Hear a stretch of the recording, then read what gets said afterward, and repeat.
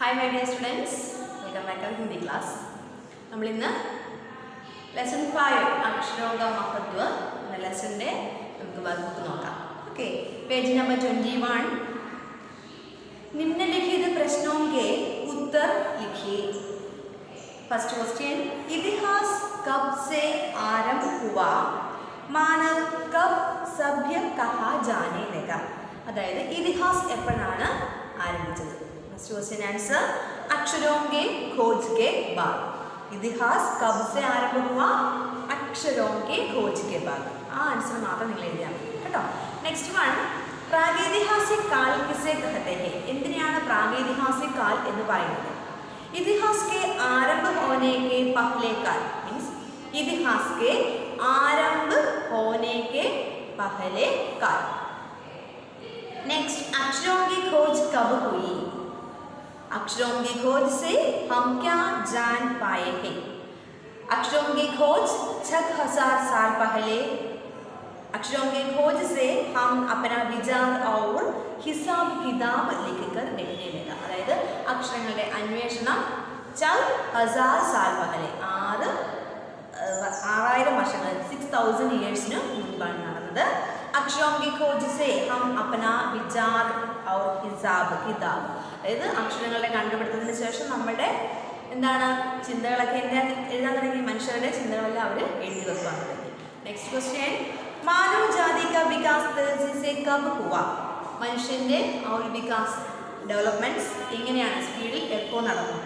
अक्षरों की खोज होने के बाद पिछले 4000 साल में, അതായത് അക്ഷരങ്ങളുടെ കണ്ടുപിടുത്തത്തിന് ശേഷം 6000 വർഷങ്ങൾക്ക് ശേഷം മാത്രമാണ് എന്ത് 6000 വർഷങ്ങൾക്ക് ശേഷം അക്ഷരങ്ങൾ കണ്ടുപിടിച്ചതിന് ശേഷമാണ് നമ്മുടെ ഡെവലപ്മെന്റ്സും ഉണ്ടായത്. നെക്സ്റ്റ്, आपने गांव में रहना कब शुरू हुआ? മനുഷ്യൻ ഗ്രാമങ്ങളിൽ താമസിക്കുവാൻ എപ്പോൾ തുടങ്ങി? 10,000 साल पहले 10 വർഷങ്ങൾക്ക് ശേഷമാണ് മനുഷ്യൻ എന്ത് ഗ്രാമങ്ങളിൽ താമസിക്കുവാൻ തുടങ്ങിയത്. നെക്സ്റ്റ് വൺ, निम्नलिखित प्रश्नों के उत्तर दिए गए विकल्पों से चुनिए. അതായത് താഴെ കൊടുത്തിരിക്കുന്ന टिक द करेक्ट आंसर ആണ്. फर्स्ट वन, अक्षर की खोज किसने की है? अक्षर की खोज आदमी ने. फोर्थ वन കേട്ടോ, आदमी ने. नेक्स्ट, हमारी धरती कितने साल पुरानी है? हमारी धरती 5 अरब साल पुरानी है. Second third one. Next one, मानव ने सबसे पहले अपने भाव कैसे व्यक्त किए? चित्रों के जरिए. മനുഷ്യൻ അവൻ്റെ ഭാവങ്ങൾ എങ്ങനെയാണ് വ്യക്തമാക്കിയത്? ചിത്രോं के जरिए. मानव ने धरती पर कब जन्म लिया? മനുഷ്യൻ ഭൂമിയിൽ എപ്പോഴാണ് ജനിച്ചത്? 5 लाख साल पहले. 5 ലക്ഷം വർഷങ്ങൾക്ക് മുൻപ്. മനുഷ്യൻ की सबसे बड़ी खोज क्या है? മനുഷ്യൻ്റെ ഏറ്റവും വലിയ കണ്ടുപിടുത്തം എന്താണ്? അക്ഷരോं के. नेक्स्ट वन, सही कथन के सामने सही और गलत के सामने गलत का चिन्ह लगाए. वह पत्थरों के औजारों का इस्तेमाल करता था. അവർ എന്താണ് പത്തറോങ്ക, അതായത് കല്ലുകൾ കൊണ്ടുള്ള ഉപകരണങ്ങളാണ് അവർ ഉണ്ടാക്കിയിരുന്നത്. സഹി. നെക്സ്റ്റ് സെക്കൻഡ് വൺ, മാനവനെ अपने भाव बोलकर प्रकट किया. മനുഷ്യൻ അവരുടെ ചിന്തകളെല്ലാം പറഞ്ഞാണ് അറിയിച്ചിരുന്നത്. അത് ഗലത്താണ് കേട്ടോ. അപ്പോൾ മനുഷ്യൻ അവനെ വിചാരങ്ങൾ ലിഖിക്കർ രഖ്നേലക. ഇപ്പോൾ മനുഷ്യൻ അവൻ്റെ ചിന്തകളൊക്കെ എഴുതുവാൻ തുടങ്ങി. സഹി. നെക്സ്റ്റ് വൺ, 2-3 अरब साल तक इस धरती पर जीव जंतु नहीं थे. അതായത് 2-3 അറബ് വർഷങ്ങൾക്ക് മുൻപ് നമ്മുടെ ഈ ധർത്തിയിൽ ജീവജാലങ്ങൾ ഇല്ലായിരുന്നു. സഹി. നെക്സ്റ്റ്, മാനവനെ സ്റ്റീൽ और लकड़ी को औजार बनाए. മനുഷ്യൻ സ്റ്റീലും ലക്കടിയും കൊണ്ടിട്ടുള്ള ഉപകരണങ്ങളാണ് ഉണ്ടാക്കിയിരുന്നത്. അത് ഗലത്താണ് കേട്ടോ. നെക്സ്റ്റ്, വ്യാകരണ പ്രശ്നം നോക്കുക. പേര് നമ്പർ 20 തന്നെ. ഗുജറാത്തി ശബ്ദ ഗുജറാത്ത് മേം ഈ പ്രത്യയം ചോടുക്കുക. അതായത് ഗുജറാത്തി എന്നുള്ളൊരു ശബ്ദം, അതിനകത്ത് ഗുജറാത്ത് പ്ലസ് ഇ എന്ന പ്രത്യയം ചേർക്കുമ്പോഴാണ് ഗുജറാത്തി ഉണ്ടായത്. നമ്മൾ പഠിച്ചിട്ടുണ്ട് കഴിഞ്ഞ ലെസണിൽ. ഭാരതീയ എന്ന് പറയുമ്പോൾ ഭാരത് പ്ലസ് ഇ ആണ്. ഇ എന്ന പ്രത്യയം ചേർക്കുമ്പോഴാണ് ഭാരതീയ ഉണ്ടായത്. നമുക്കത് നോക്കാം. കുറച്ച് എക്സാമ്പിൾസ് നിങ്ങൾ കുറച്ച് വേർഡ്സ് തരാം. इसी प्रकार 5 नए शब्द बनाइए. पंजाब प्लस ई पंजाबी, गरीब प्लस ई गरीबी, देश प्लस ई देशी, ജാപ്പാൻ പ്ലസ് ഇ ജാപ്പാനി, സ്വാർത്ഥ് പ്ലസ് ഇ സ്വാർത്ഥി. നെക്സ്റ്റ് ഇ പ്രത്യേകം ചേർക്കുന്നതാണ്. കേരൾ പ്ലസ് ഇ കേരളീയ, പുസ്തക് പ്ലസ് ഇ പുസ്തകീയ, പൂജ പ്ലസ് ഇ പൂജനീയ, ഗണൻ പ്ലസ് ഇ ഗണനീയ, മാനവ് പ്ലസ് ഇ മാനവീയ. മനസ്സിലായി? അതായത് സിമ്പിളാണ്. ഈ പ്രത്യേകം ചേർക്കുമ്പോൾ എങ്ങനെയാണെന്നും ഈ ചേർക്കുമ്പോൾ ഈ പ്രത്യേകം ചേർക്കുന്നത് നമ്മൾ കഴിഞ്ഞ ക്ലാസ്സിൽ പഠിച്ചിട്ടുണ്ട്. ഈ നിങ്ങൾ പുതിയതായിട്ട് പഠിക്കുന്നതാണ്. കേരൾ പ്ലസ് ഇ കേരളീയ, പുസ്തക് പ്ലസ് ഇ പുസ്തകീയ, പൂജ പ്ലസ് ഇ പൂജനീയ, ഗണൻ പ്ലസ് ഇ ഗണനീയ. നെക്സ്റ്റ് മാനവ് പ്ലസ് ഇ മാനവീയ. നെക്സ്റ്റ് വൺ सेकंड बीट. निम्नलिखित शब्दों के दो दो पर्यायवाची शब्द लिखिए. അതായത് പര്യായവാചി ശബ്ദം എഴുതാനാണ്. ഫസ്റ്റ് വൺ 2 മീനിങ്സ് വരുന്നത് പര്യായവാചി. ഫസ്റ്റ് വൺ ധർത്തി, ധര, പൃഥ്വി. ധർത്തി, ധര, പൃഥ്വി. നെക്സ്റ്റ് പത്ഥർ, പ്രസ്തർ, പാഹൻ. പ്രസ്തർ, പാഹൻ. നെക്സ്റ്റ് അക്ഷർ, വर्ण, ब्रह्म. वर्ण, ब्रह्म. नेक्स्ट सूर्य, दिनकर, दिवाकर. सूर्य, दिनकर, दिवाकर. नेक्स्ट मानव, मनुज, मनुष्य. Okay. Next one page number 24. विशेषण और विशेषण शब्द जानिए. अതായത് विशेषण शब्द. विशेषण शब्द എന്താണെന്ന് you know that. What is that विशेषण शब्द? ഏതിനെങ്കിലും വിശേഷിപ്പിക്കുന്നതാണ് നമ്മൾ വിശേഷണ ശബ്ദം എന്ന് പറയുന്നത് അല്ലേ. Adjectives and adverbs. അക്ഷരോं की खोज मनुष्य की सबसे बड़ी खोज है. ഇവിടെ വിശേഷൺ ശബ്ദ എന്ന് പറയുന്നത് വിശേഷിപ്പിച്ചിരിക്കുന്നത് സബ്സെ ബഡി എന്നുള്ളതാണ് വിശേഷൺ ശബ്ദം. എന്തിനെയാണ് വിശേഷിപ്പിച്ചിരിക്കുന്നത് പറയുമ്പോൾ ഖോജ് അന്വേഷണം എന്ന് പറയുന്ന ഒരു കാര്യത്തെയാണ് അവിടെ വിശേഷിപ്പിച്ചിരുന്നത്. ആ ശബ്ദം വിശേഷ്യം എന്തിനെയാണോ വിശേഷിപ്പിക്കുന്നത്.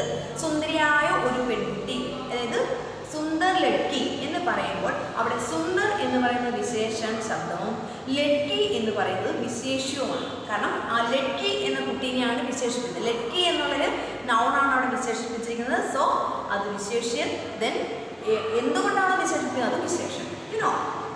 नेक्स्ट वन अक्षरों की फर्स्ट वन सेकंड लुक. अक्षरों की खोज मनुष्य की सबसे बड़ी खोज है. അക്ഷരങ്ങളുടെ കണ്ടുപിടുത്തം എന്ന് പറയുന്നതാണ് മനുഷ്യന്റെ ഏറ്റവും വലിയ ആ ഒരു കണ്ടുപിടുത്തം എന്ന് പറയുന്നത്. അപ്പോൾ സബ്സെ ബഡി എന്ന് പറയുന്നതാണ് വിശേഷൺ ശബ്ദം. എന്തിനാണ് വിശേഷിപ്പിച്ചിരിക്കുന്നത്? ഖോജ്. ഓക്കെ, അപ്പോൾ അതാണ് വിശേഷൻ. നെക്സ്റ്റ് വൺ ബഡി ദിൽചസ്പ് ഹേ. ബഡി ദിൽചസ്പ് ഹേ അക്ഷരോं की एक कहानी. വളരെ ഇൻട്രസ്റ്റിംഗ് ആണ് അക്ഷരങ്ങളുടെ ഈ ഒരു കഥ. അപ്പോൾ ഇൻട്രസ്റ്റിംഗ് ആണ്. എന്താണ് ഇൻട്രസ്റ്റിംഗ്? കഹാനിയാണ് ഇൻട്രസ്റ്റിംഗ്. അപ്പോൾ കഹാനിയെ വിശേഷിപ്പിച്ചിരിക്കുന്നതാണ് വളരെ ഇൻട്രസ്റ്റിംഗ് എന്നുള്ളത്. അപ്പോൾ സോ വിശേഷൺ ശബ്ദ ബഡി ദിൽചസ്പ്, വിശേഷ്യം, കഹാനി. നെക്സ്റ്റ് വൺ थर्ड वन अक्षरों की खोज के साथ एक नए युग की शुरुआत हुई. अक्षरों की खोज के साथ एक नए युग ആണ് അവിടെ വിശേഷ്യം.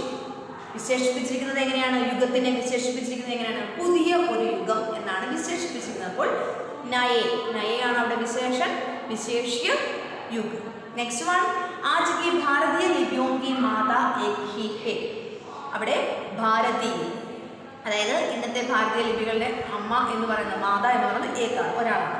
അപ്പോൾ ഭാരതീയ എന്ന് പറയുന്ന ലിപി എന്ന് പറയുന്നതാണ് അവിടുത്തെ വിശേഷ്യ, ഭാരതീയ എന്ന് പറയുന്നതാണ് വിശേഷൻ. ഓക്കെ. नेक्स्ट पुराने ज़माने की लिपियों में सैकड़ों अक्षर हुआ करते थे. മീൻസ് എന്താണ്? പുരാനെ ജമാനെ എന്ന് പറയുന്നതാണ് അവിടുത്തെ പഴയ കാലം എന്ന് പറയുന്നതാണ് വിശേഷൻ. എന്തിനാണ് അവിടെ വിശേഷിപ്പിച്ചിരിക്കുന്നത്? സൈക്കഡോ അക്ഷർ മീൻസ് 100 കണക്കിന് ലെറ്റേഴ്സ്, 100 ലെറ്റേഴ്സിനാണ് അവിടെ വിശേഷിപ്പിച്ചിരിക്കുന്നത്. എന്തുകൊണ്ടാണ്? എന്തിനെയാണ് വിശേഷിപ്പിച്ചിരിക്കുന്നത്? സൈക്കഡോ അക്ഷരനെയാണ് വിശേഷിപ്പിച്ചിരിക്കുന്നത്. ഏത് വാക്കുകൊണ്ടാണ് വിശേഷിപ്പിച്ചിരിക്കുന്നത്? പുരാനെ ജമാനെ, പഴയ കാലത്ത്. Okay, understand. Next one so simple. ഇത് നിങ്ങൾക്ക് സെൻറ്റൻസ് നോക്കി തന്നെ എഴുതാവുന്നതാണ്. സെൻറ്റൻസ് വരും, അതിനകത്ത് വിശേഷണവും വിശേഷ ജാനിയെ എന്ന് പറയുമ്പോൾ വിശേഷണം വിശേഷണ ശബ്ദം എടുക്കാൻ പറയുമ്പോൾ നിങ്ങൾ ആ സെൻറ്റൻസ് നോക്കിയിട്ട് എഴുതുക. ഓക്കെ. നെക്സ്റ്റ് ഫോർത്ത് വൺ निम्नलिखित वाक्यों में से संज्ञा शब्द जानकर उनका भेद लिखिए. അതായത് താഴെ കൊടുത്തിരിക്കുന്ന വേർഡ്സിന്റെ സംജ്ഞ സൗണ്ട് ഏതാണെന്ന് പറയുക. എന്നിട്ട് എന്ത് ചെയ്യുക? അതിന്റെ ഭേദം പറയുക. Noun, which noun?